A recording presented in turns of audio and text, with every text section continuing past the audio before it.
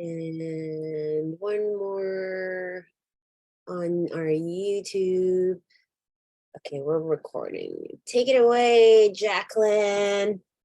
Welcome in, everybody. Happy Wednesday. It's that time we get to gather together. I am hosting today because Sarah is out living her life by design. She is having a lovely, probably well-deserved vacation. So I am here hosting you guys today. And one of my favorite things to do is start with the welcomes. So let's jump right in and welcome in some of our new agents that have just joined our Keller Williams family here. And this is at San Diego Metro. So welcome Blaze Lee, Shanika McGrady, welcome. Welcome Barbara Sullivan. And Kayla Aiello, welcome in. Amanda Montoya, welcome. Is there one more? And I think that is our welcomes for today. Awesome. So welcome in, everybody. If you are on the call, I would love to see those welcomes in the chat. And the next time we are all gathered in person, please make sure to introduce yourself to everybody. We are all excited to have you in our KW family. So welcome in, everyone. Awesome. Let's move into our next agenda item, bucket fills and celebrations. So I will warn you that I do have something from my coaching this morning. So if there's no bucket fills, you're going to force me to talk, and nobody wants that. So let me pause here and just ask, who has a bucket fill today? I will. First of all, your hair is fabulous today. Why, thank you.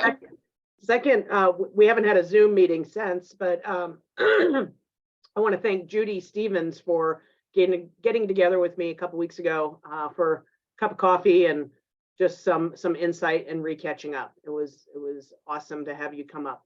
Thank you. Excellent. Love that one. And agents, especially those agents that are like coming in new, if you want to have a chat with Judy, she is in our office, like at all the team meetings. She's usually in the front row. She's a fantastic voice and sounding board. So if you just want to have a chat and ask somebody that's got a little experience, Judy is a fantastic person and a resource. So awesome. Thank you, Ashley.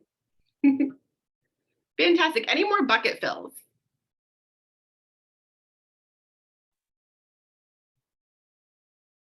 Okay, if there's no bucket fills, then I'm going to share my one little piece of inspiration that I took off my coaching. I warned you guys, you didn't speak up. So this was the little like kick in the pants that I needed to hear this morning from my coaching mastermind. And he was talking about how 3 years ago at this time, it was that moment where we had all been told the state of California was going to be shut down for maybe 6 weeks and then life would go back to normal. Most people 3 years ago did something to change their life pretty dramatically when we realized life wasn't just going to go back to normal. And this was the point where the agents that started to take action and make a change, whether that meant you started hosting digital open houses, you started doing care calls to your database, whatever it was, this was that action moment. And it was what changed things for people when you realize that what felt temporary is no longer temporary and you can't just think about it and you have to change your course of action. This was that time. And so I now am watching my Facebook memories and things are coming up and it's reminding me, oh yeah, 3 years ago, this is when I started to just start going through my phone and started calling everybody just to check and see how they were doing, which if you interviewed with me, you probably know my story, is the way I got my first deal, by calling somebody on my phone who was like, well, I thought I was going to buy a house, but now with this whole COVID thing, I don't think I am anymore. So I only say that because it's coming up in my memories and it's apropos for this moment in time that this is the moment to take action. I know everybody was listening to Ashley's stats. This is the moment to take the action, do something different. No more just thinking about it. You've got to actually take that next step. Go make that call, host the open house. So anyway, I'm sharing it because y'all didn't do bucket fills. So go take an action. And we are going to talk about this in just a moment. But if you tell me you don't know what action to take, we are going to talk about Red Day in just a moment. What I will invite you to do is if you don't know who to call or what to do, I invite you to go take action on Red Day, call 10 people in your phone, tell them about Red Day and how they can participate. So we'll do more details in just a sec. All right, moving on, celebrations. Evie, we have some people to celebrate. That's fun. Yes, we just wanted to do a quick shout out for everyone that had made the 2022 Circle of Excellence. So let me share my screen here. For the gold, we have our amazing Sal Shafaloo. And then the next one for silver, we've got Bridget, the Monolossus Group, Carla Kiernan, Mike and Urila, and Steve Price. And then, oops. And we have bronze. We've got a bunch. We got Amy and Gary Bloom, Emmanuel Valladares, Home Sweet Homes team, John Fields, Joseph Acosta, Corrine Isidoro, Kelly Lou, Lisa Bolkin, Mark Pimentel, Melinda Cruza DePorna, the BG Group, Mike and Richard, Paul Tolentino, Stephanie Jensen, Susan Getstad, and the Enriquez team. And last but not the least, of course, our amazing elite broker of the year, Broker Bob. Congratulations to everybody.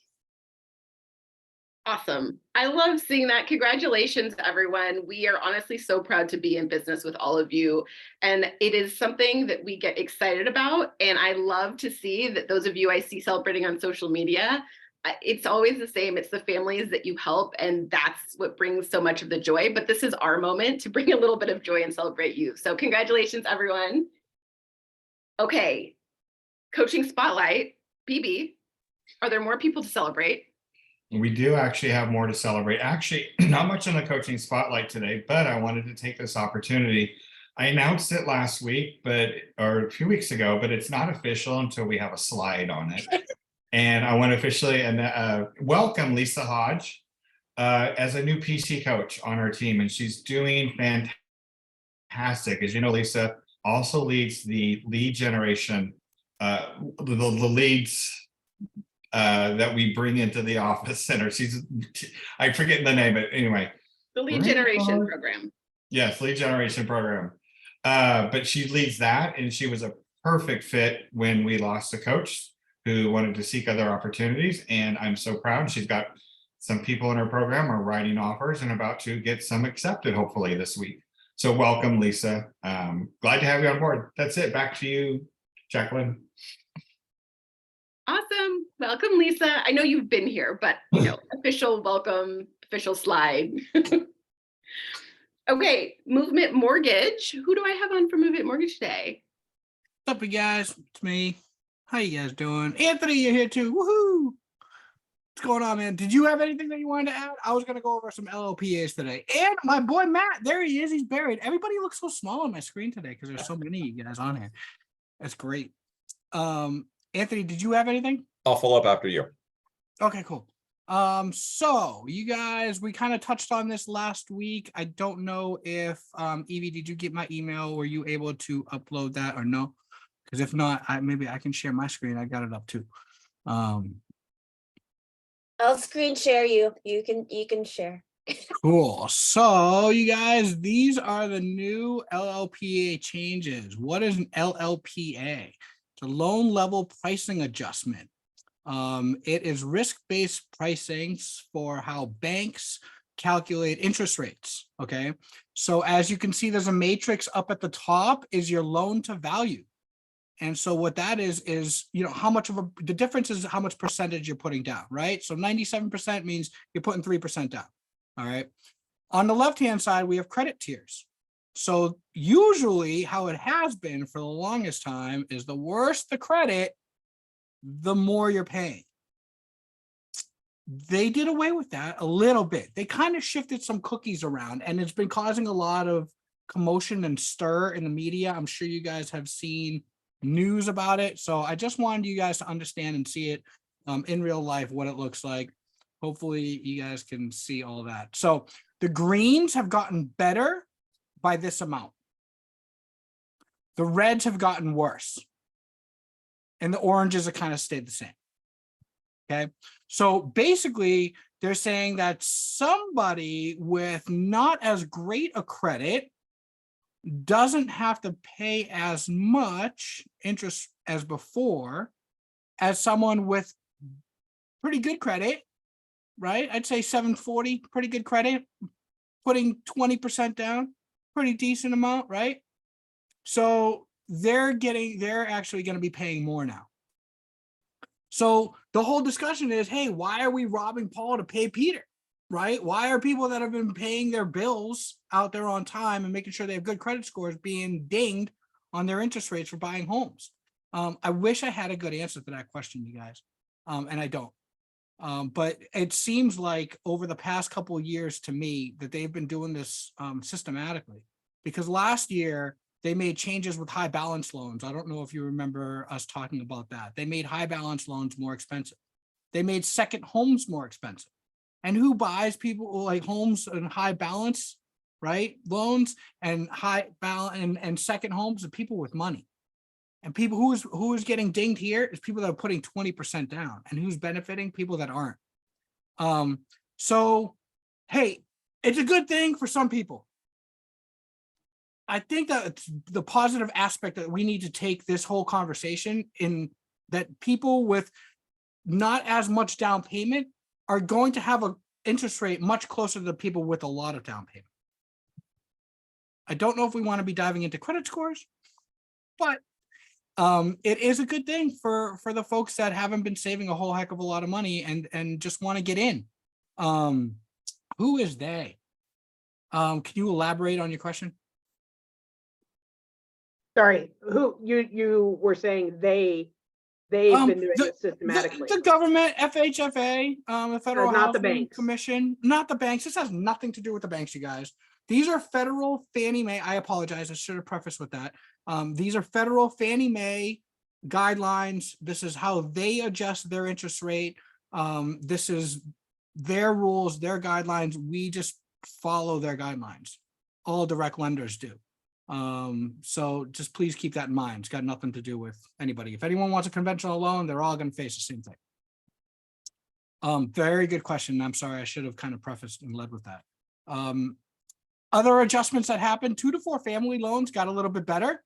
And this is all coming into play May 1st. This is all starting May 1st. All right. They did add new tiers. So before we had a tier from 640 down to 620, now it's just below.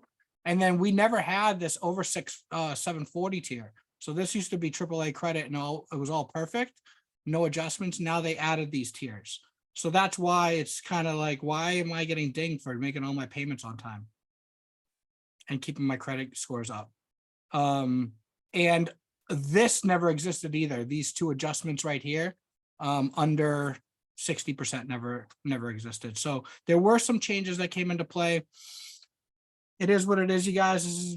This is the world that we live in, and we have to follow these rules. So, but I want to make sure that you guys are familiar with them and you guys know what's going on. So rates will get more expensive for people putting more money down. Rates will get a little bit less expensive if you don't have as much money or your credit's not as good.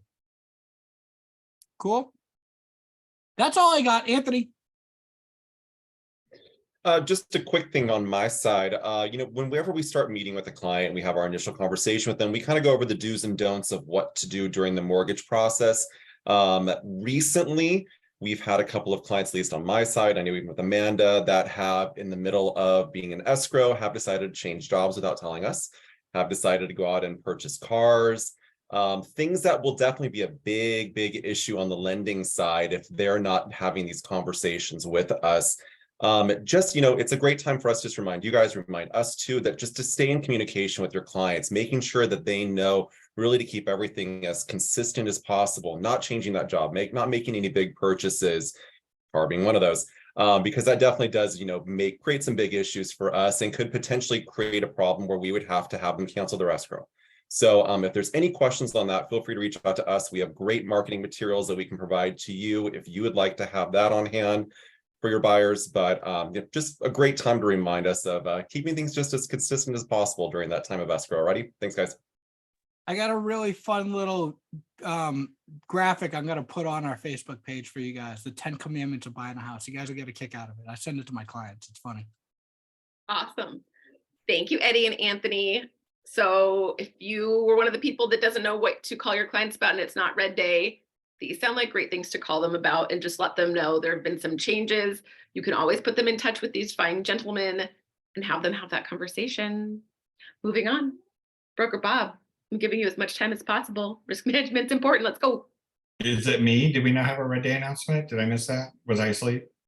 Just to, oh yeah, I actually just wanted to remind everybody that Red Day is less than, I think, less than less than 3 weeks. May 11th, Thursday, I am representing for our culture committee team.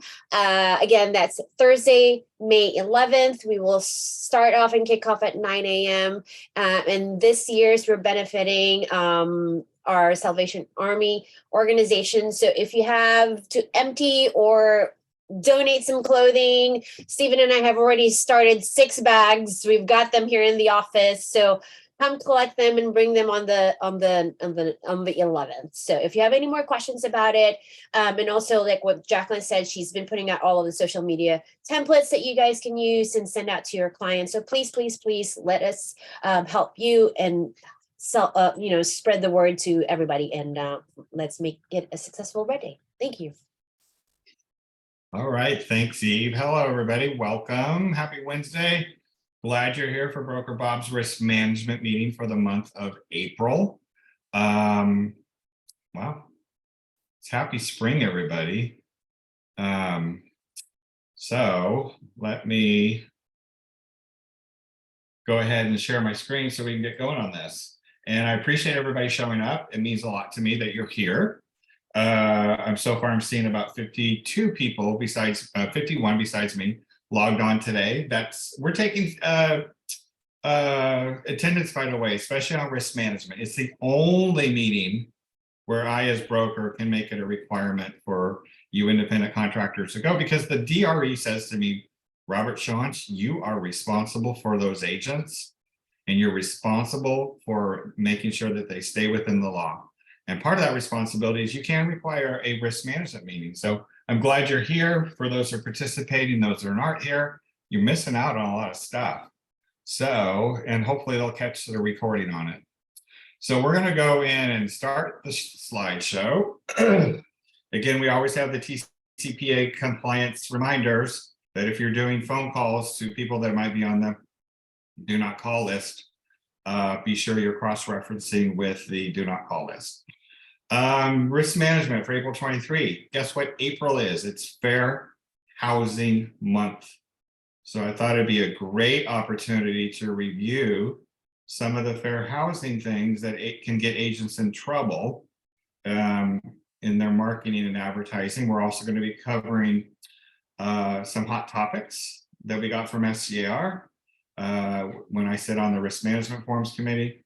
We're going to go to form school today since RDR. So if you know what that means, you can put it in the chat box.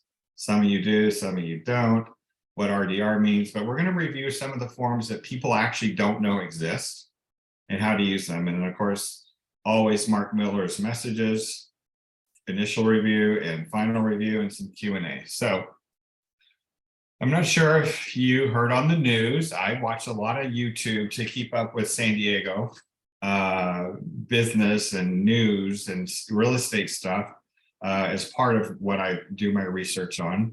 And I stumbled upon that on Tuesday. The city council voted on a proposal for property owners, otherwise known as landlords, on how they can get rid of somebody if it's not through no fault eviction. And it's pretty stringent. So if you have a landlord or a prospective property, we call them now on car forms, they're now called property owners, not landlords, but a property owner. So if you're taking a listing that property owner has a tenant occupied on it, there's going to be some new rules in place to give that tenant notice. Even if the landlord's going to do one of 4 things, one of them being they want to take it off the market, they want to remodel it, they want to get it ready to put back on the market, or they want to move back in it. Those are the no fault eviction guidelines. What they're basically saying is, and I believe in the city of San Diego, the landlord, if the person's been there for over a year, they have to give them 2 months rent. 2 months rent as a moving allowance in order to get them to leave. So it's important to know if you have a prospective landlord, property owner that wants to put their tenant occupied property on the market, that you need to automatically just say, you know what, there's a lot of new legislation and municipalities are putting new rules in place. I need you to speak to a qualified California real estate attorney before we put this on the market, because I don't know exactly what it's going to take to get that tenant out. I get a lot of questions from agents. How long should the landlord notice the tenant? I'm like, I don't know. Where's it located? How long has the tenant been there? Are they in a lease? Are they in a month to month? There's a lot of particulars when I get that question, just the plain question. So you really have to know, and you don't know the answer. You can't give legal advice. So you're kind of left with them doing it on their own and figuring out, how am I going to get rid of this tenant so I can put this property on the market? And that's the best way to take a listing to tenant occupied property, if the property is vacant, because for those of you that have taken a listing with a tenant in it and you get an unruly tenant that doesn't want to cooperate, won't let you take pictures, won't let you do showings, it's kind of a mess. So if you do have that opportunity, reach out to me, because I have some things that I've done in the past with tenant occupied properties. The owners did take steps to entice the tenants to move out, or they entice the tenants to cooperate by a reduced rent. On the flip side, if you're representing a buyer and they're looking at a tenant occupied property, and we're going to discuss the TOPA form, the TOPA, the new form that came out. We're going to discuss the use of that TOPA form today, later on. But you need to know, as a buyer's agent, you need to understand what the listing agent and the seller are telling you about the notice that's been delivered to the tenant that's in the place, especially if you're expecting the property to be delivered vacant at close of escrow. So it affects both sides. So understand, from the listing side, refer them to an attorney. From the buy side, make sure you understand when that tenant was noticed and when the tenant will move out, because that's going to go into the play in your offer.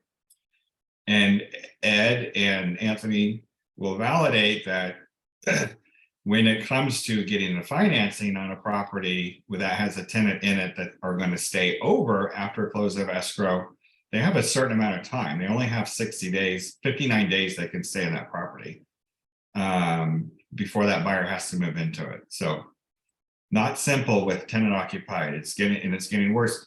And Bleeding Heart Liberals, this is all about keeping people in property. My friend Joe Fair, who I saw come onto the call, this is one area where we agree. This is where I'm not a bleeding heart, but what the city of San Diego is attempting to do is prevent more homelessness. Is this the best answer? I don't think so.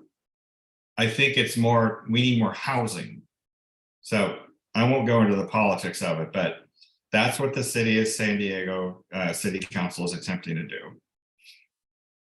So here it is. They passed the ordinance that was proposed, providing protections to renters from eviction as long as they continue to pay rent and comply with their lease. Again, I'm going to remind, so any questions on that? Tenant occupied property, we're going to review the TOPA in a bit. All right. Robert, real quick, this is Dan. Yes. On that, so it's as long as they comply with their lease. So if their lease is up, then do you know then if that's a requirement to have to pay them to move out? Yep. Sure is. Okay. Suckarama. Landlords They are technically go pissed. month to month after your lease expired. Yeah. But some do renew in annual leases. I've seen that, but yeah, they do kind of go month to month. But if they're in a lease, then that lease flows through with the property. So if they're trying to sell it with a lease that has 6 months left, that buyer's stuck with resuming that lease. Hey, Robert, Yes. just to confirm, if the owner wants to move into the property after the lease is up, what's the story there? Probably it's the same thing. It's a no fault eviction. That's one of the four. Yeah. They have to pay them 2 months of rent to have them move. That was called a just cause reason for a seller to, to evict a tenant. But again, this is all changing, and your best recommendation is to send them to a local attorney that knows rental property law. Yeah, and Chula Vista is even more constrictive. Like, it's so constrictive in Chula Vista, no one understands how to do it. They had to do a whole seminar on it. So especially Chula Vista, they're a little bit more restricted down there. So what is the number one thing a buyer or seller will say to me as your broker if they want to sue you or the brokerage? You didn't tell me. Yeah, your agent never told me that. I'm in 4 cases right now. 4. It's no fun. And most of the time I spend calming the nerves of the agent because they feel like they did something wrong, which they didn't. What happened was a buyer bought something, they feel the seller didn't disclose something, they talk to an attorney, and the attorney crafts a really good case. So it does happen. We have 4 right now, and this was something that I knew was going to happen after the run-up in the market. That's what brokers feared. When there was a rush for people to go buy stuff and get in at all costs, the buyers failed to do the inspection, the buyer's agent failed to inform them they need to do the inspection, or whatever it was, whatever the case is. And that's usually why we end up in mediation, because there's a crappy foundation, the plumbing's a mess, and the buyers failed to inspect, and the agent didn't advise them properly. So that's typically what happens. Hey, Robert, can I interject one thing there? I know Sure. you have a set number of ancillary forms you're going to talk about today, but what you just said brings up the fact that I think a lot of agents don't know about a brand new form, relatively new form called the Non-Contingent Offer Advisory, NCOA. And you all should be delivering that with every offer that you work on, even if the buyer's not removing contingencies with the offer. But if they are, especially then, because that form specifically advises them the dangers of removing contingencies with the offer. Mark brings up a good point to attach that non-contingent offer advisory to the documents. But what would be an extra step is to actually review it with them, because it goes back to your agent never told me. See, a lot of the stuff is sent via DocuSign, and they sign it on their iPhone, and the agent didn't do anything. And I reviewed this a few weeks ago. I think at the last week's risk management meeting, I reviewed it. When cases end up in court, it's because the buyers are claiming they didn't know. And it usually comes because it came in DocuSign, and the agent did not effectively go through verbally and then in an email format what they're signing and review it with them, and then do an email confirming this is what we talked about, this is what you're signing. So all those steps along the way. I just got off the phone with the attorney on the new case that we have coming up, and he always says email, email, email. I know text is something that you guys do a lot of, but then if you're doing text messages, then you got to go back and screen print them and put them on a PDF. The best thing for you in your email community for you to save your butt is an email communication log confirming conversations you have with your principals about the transaction that's important, material facts about the property. So fair housing, let's get into that. The Fair Housing Act is a federal act in the United States intended to protect the buyer or renter of a dwelling from seller or landlord discrimination. Its primary prohibition makes it unlawful to refuse to sell, rent to, or negotiate with any person because of that person's inclusion in what we call a protected class. So what are those protected classes? Oh, by the way, so this slide right here shows you there's where it is, because this is often most when I teach contracts, when we get to the 12th page of the purchase agreement or the 4th page of the RLA, I always make sure I point out on the RLA, item number 17 and the RPA, item number 24 about equal housing opportunity. And everything we sell is sold in compliance with federal, state, and local anti-discrimination laws. So example of the RLA, why that would be important is we had an agent one time in our office. They're still here, I believe. Took a listing in the eastern part of the city, like east up above, you know, go Interstate 8 and go east. Took a listing, was out there getting it ready, putting the sign on the property, was out front, and one of the neighbors came over and started talking to them, and oh, they're selling the house. Great, fantastic. Well, we hope you only sell it to white people.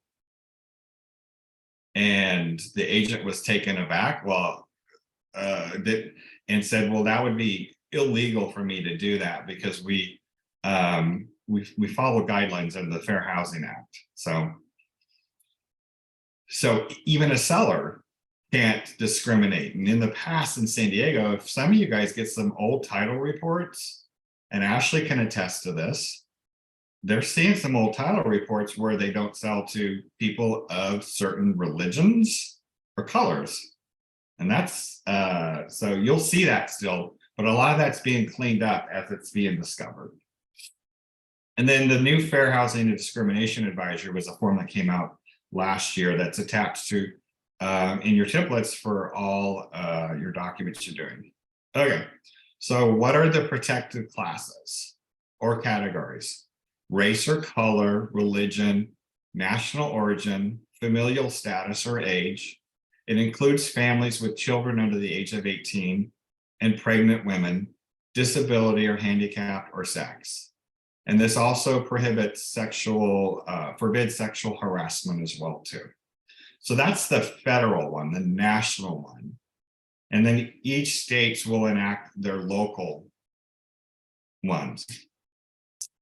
California added the ancestry, creed, gender identity, medical condition, sexual orientation, source of income, occupation, and other arbitrary discrimination. So that's what California added onto it. So it's like one of the most protected class states, of course, you know, that's California for you. We lead the way. But that's what their protection is. So how does this play out? What are the most common agent mistakes? A lot of it is in their advertising or when they're promoting their property, let's say at caravan pitch sessions. And once they know one piece, and you'll see this in your MLS listing, walking distance to the best Mexican restaurants, gay bars. Well, what's wrong with that one? Anyway, I mean, there's multiple things wrong. Not everybody can walk, and if we're not discriminating against ADA, we can't have that. Correct. What else is wrong with it? Not everybody's as gay as you. So It's targeting. It's Yeah. targeting specific people. Yeah, gay bars. And And then Mexican restaurant. and Mexican restaurants too, right? So you got to be really careful in your property descriptions and your flyers when you're in your MLS input when you're putting stuff like this. Now you will see, because the reason why you can't put walking distance is because there's some people that are disabled. They have to use a cane or a mobility device or a wheelchair or a scooter. And so that's discrimination by saying it's walkable to the next best grocery stores or whatever. But you'll also see on MLS list at the very bottom, and it's on Redfin and Zillow, a walkability score. And someone asked me the other day, well, why can we put a walkability score, but we can't say walking distance? There's a difference there. The walkability score is a score that's derived from, there was these two guys that were from Microsoft that made this algorithm. And the concept is to determine the location of that house in relationship to all the amenities that house can be close to. And it's basically a score that will rate it between 0 and 100. And the higher the score, the better the house, and the more it goes into playing with the pricing of the house too. So if it has a high walkability score, the property is probably going to be a little bit higher priced. So that's what the walkability, and that's not saying that it's walking distance, it's the walkability score in relationship to amenities that that house can take advantage of if that person lives in that house in that area. Other things, lots of gays live in the area. Close to all the greatest churches and our synagogues. No, no, no, no, no. Again, race, creed, color, religion. Definitely don't put perfect for the handicap to live in. You would put ADA compliant in place of that. Most neighbors make great money. That's saying everybody in the neighborhood, it's white and upwardly mobile and middle class. And no, can't put that. And then walk to the gay bars, hip and trendy. I see a lot of that in MLS. Now, what is the cost of getting something like this wrong? Well, first, it needs to be reported. And if it is reported to the fair housing, guess what? It's an automatic fine of $250 or $2,500, no questions asked. Like they just send you the bill. Some of these go underreported because it's a little bit harder to it's hard to report it. So that's why you don't see more fines. But if someone, your arch nemesis that you screwed over because your buyer got that property and they didn't, or you got the listing and they didn't, you're on their hit list. And they're going to look at your stuff and they're going to see if they can report you to anything they possibly can. So it's your people that you in business that might not have a good relationship with. So that's Robert, who will report you if they take the time to do it. And I do know one person that got a fine and had to pay it. There's no questions asked. They don't do a review. They just show the evidence and they show you what you did and boom, here's your bill. Pay it. Robert, this is Dan. Hey, man. So the gay bars part I get. Is the hip and trendy also an issue, and why? Trendy, hip and trendy would connotate like a certain class, a person, certain age group. Like there's the hip group, the not so hip group, and the broken hip group, right? So the broken hip group connotates older people. The not so hip group would be the squares, and the hip group are staying, they're younger, they're all younger. Does that make sense? And Yeah, by the way, I didn't make that up. I got that from the Golden Girls. yeah. So it's a lifestyle description. Yeah. Got Trendy, it. same thing. Trendy is typically younger, youth oriented. Thank you. Yeah.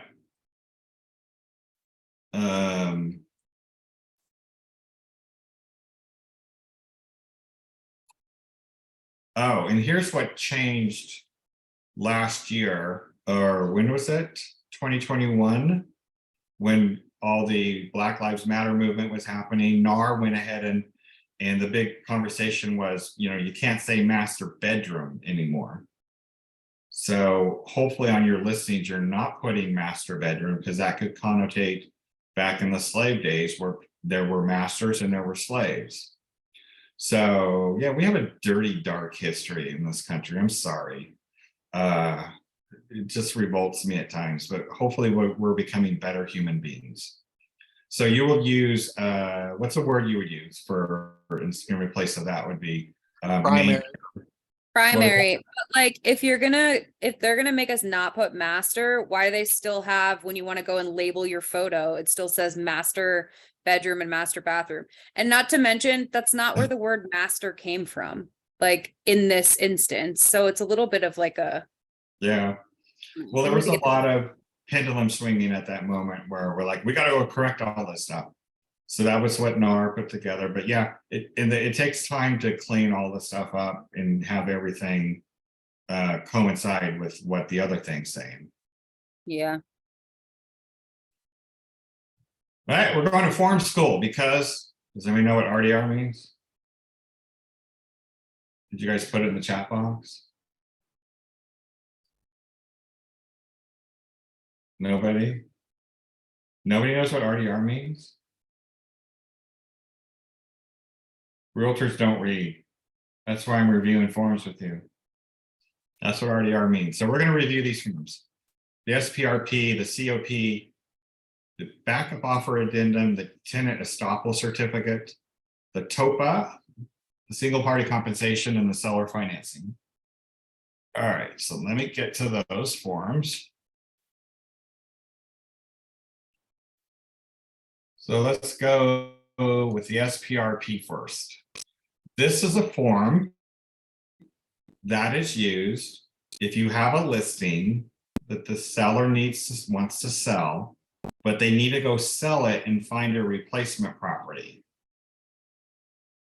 So what this form basically is, it's a contingency for the seller, for them to go out, and this is why this will help you now in the low inventory market, which is why I'm bringing up this form. If you're a newer agent, you probably don't know about this, but this will help you with your listing presentations where the seller says, well, I'm concerned, we want to sell this and go buy something bigger, but we're afraid we can't find anything, so we'll have our house sold and we'll be homeless. Well, not with this form, because this form is written so that the seller says, yes, Mr. Buyer, I'll sell you my house, but I also need to go find another house to replace it with. And I'm not, and this is going to be my contingency. I need to go find this house. I need to get it in escrow. And then when I get it in escrow, then I'll, depending on where the timeframes are, I'll remove this contingency.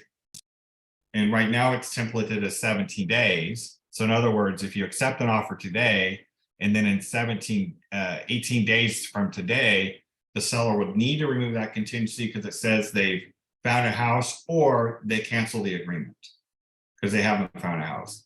And I always tell people, if there's ever an SPRP in place, both buyer and seller really need to have a lot of flexibility because stuff happens and time periods might not be met to the T.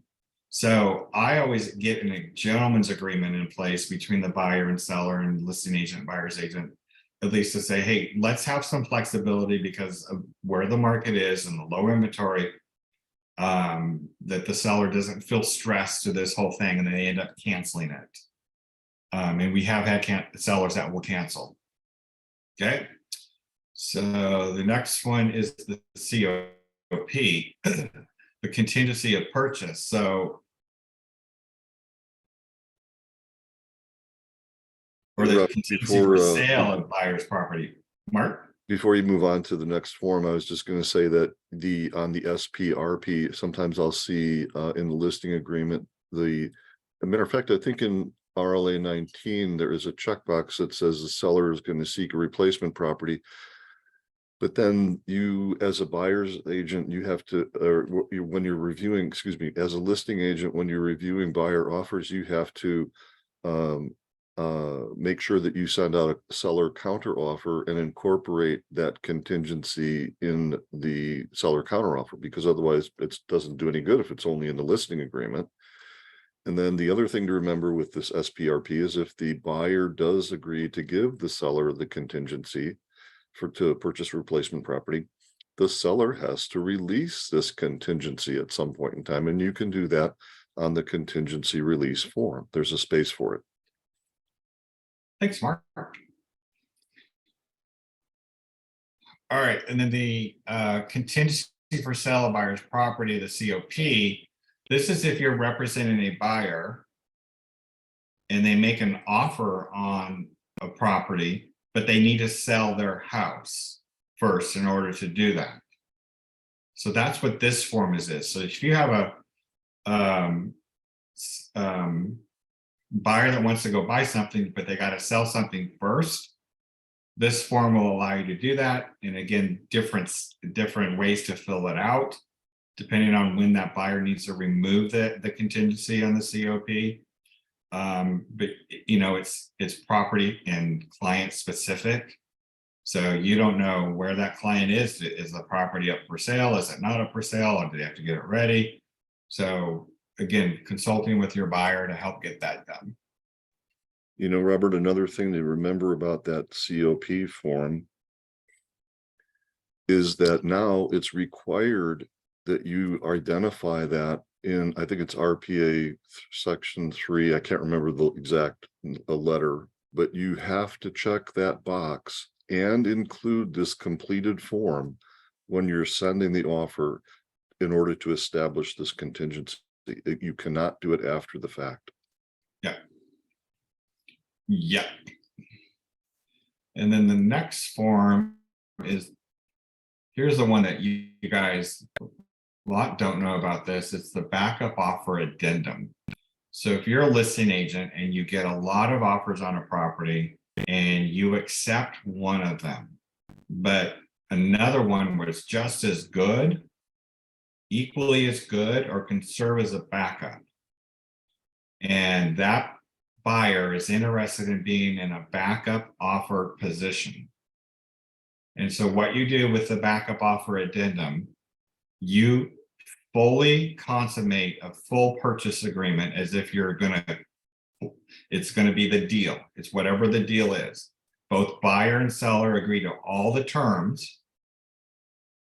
And then you incorporate this backup offer addendum that puts them in, if you read item number 1, this agreement is in backup position number 1 and is contingent upon written cancellation of any prior contracts and related escrows between seller and other buyers, and mutual release of the obligation to buy, sell, or exchange that property.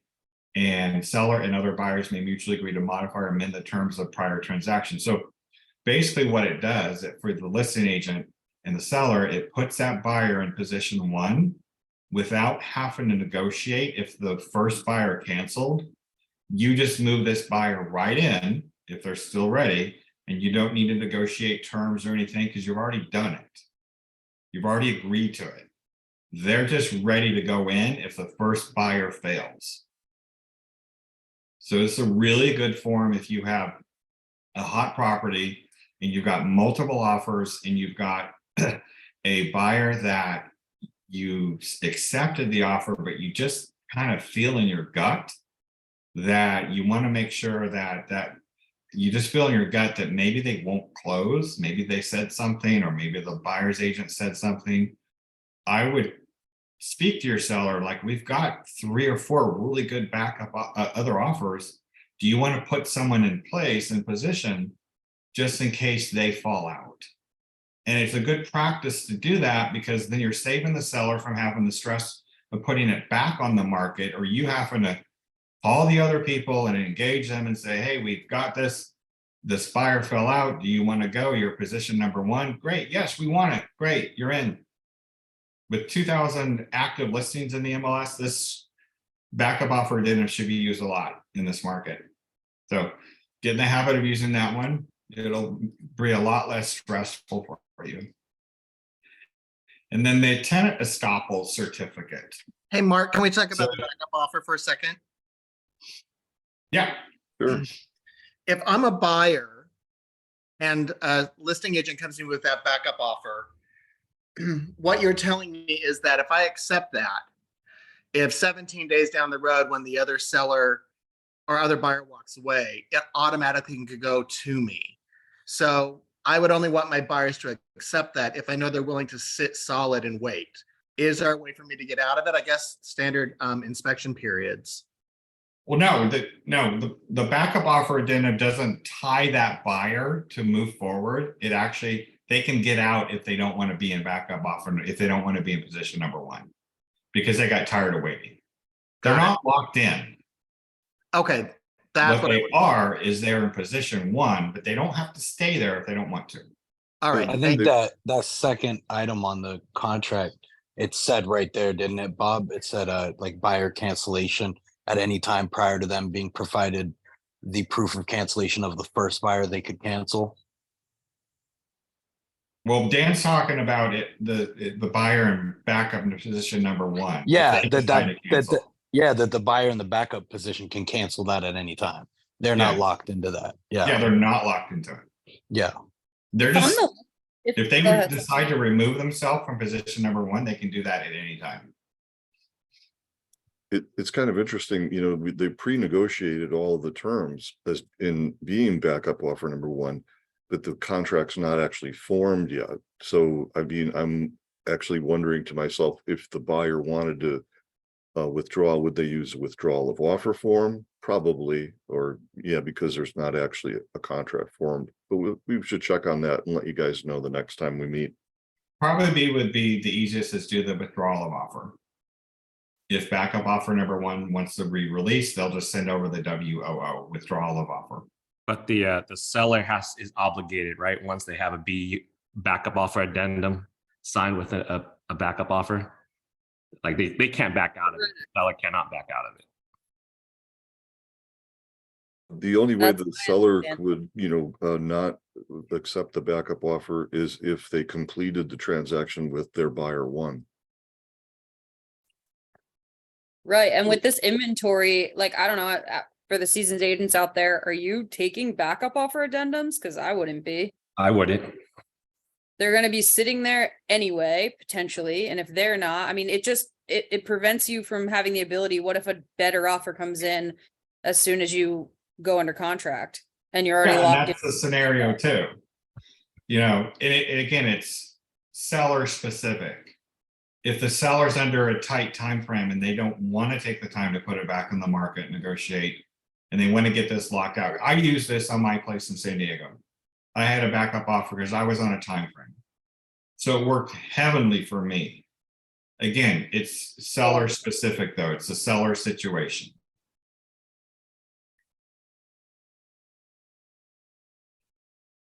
All right, the tenant estoppel certificate. This is if you sell a tenant, you represent the buyer on a tenant occupied property, and the tenants will be remaining in possession because the buyer is okay with that. This is the form that a tenant will fill out to verify and validate their lease, the date of the lease, who the current landlord is, what their name is, what their current monthly rent is, how far, what they're paid through, their security deposit. Basically, it's everything that it's the tenant's version of their lease that should match up to what the landlord is saying about the payments that the tenant has made, especially in regards to deposits.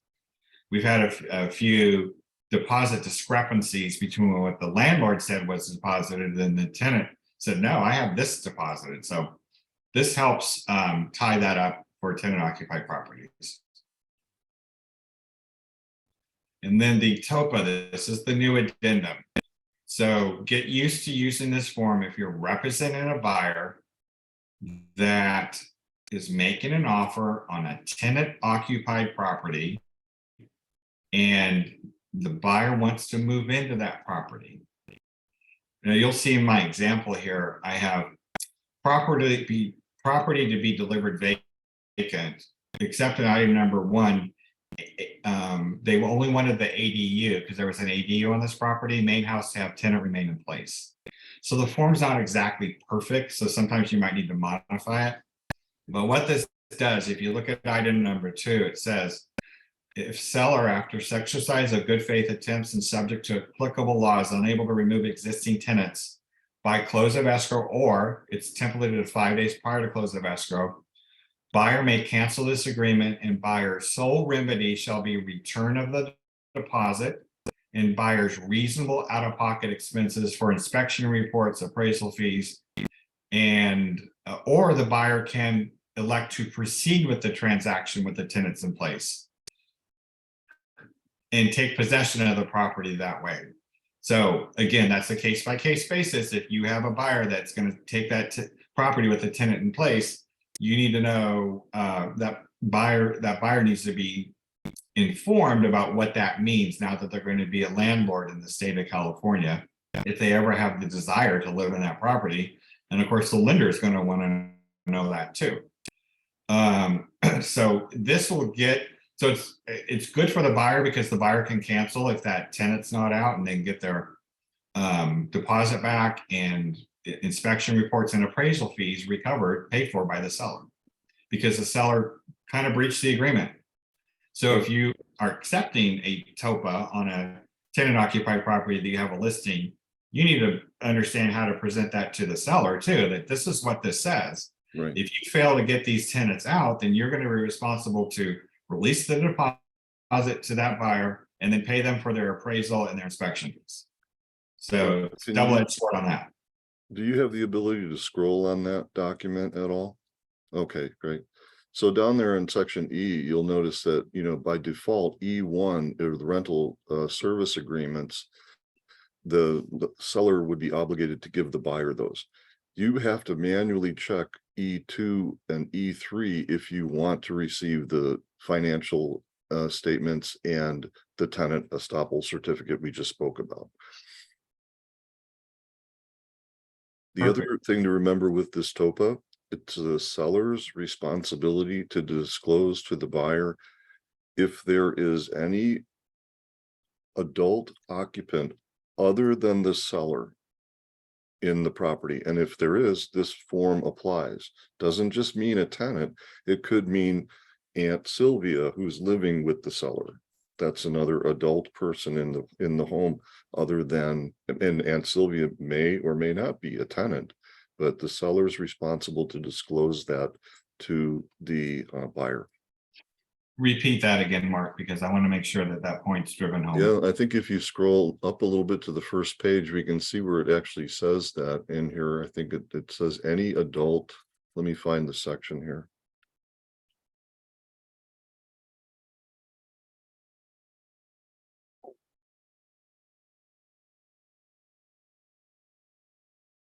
It's like any adult occupant. Yeah,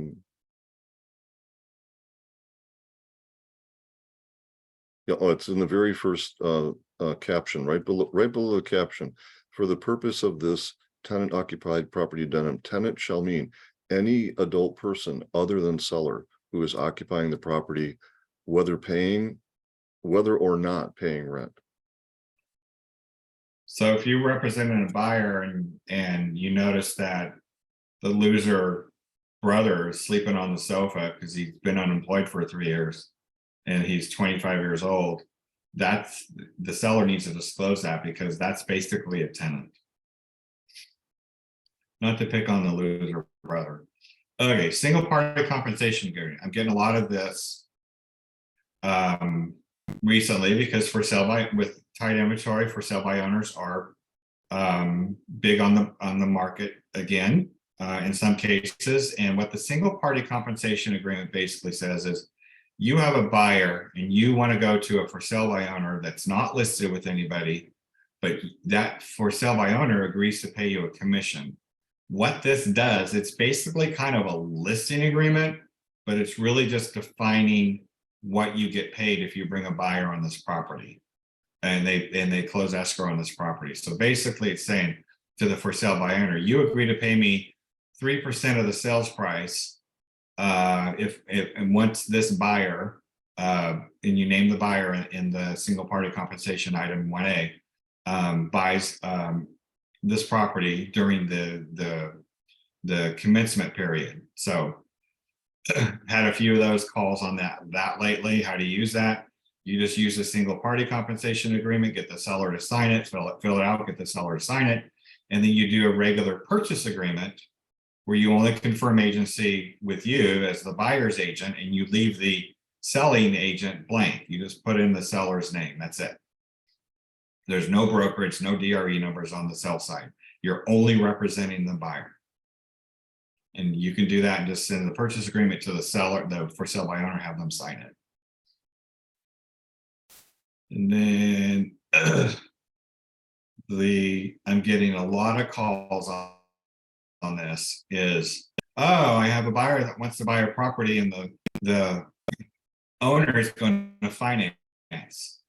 Well, we're not finance people, we're real estate agents. And there's this form in PAR forms, zip forms called the seller financing and disclosure, which I hate because basically what it is, it's a way for you to consummate a transaction where the seller's going to maybe carry back a second.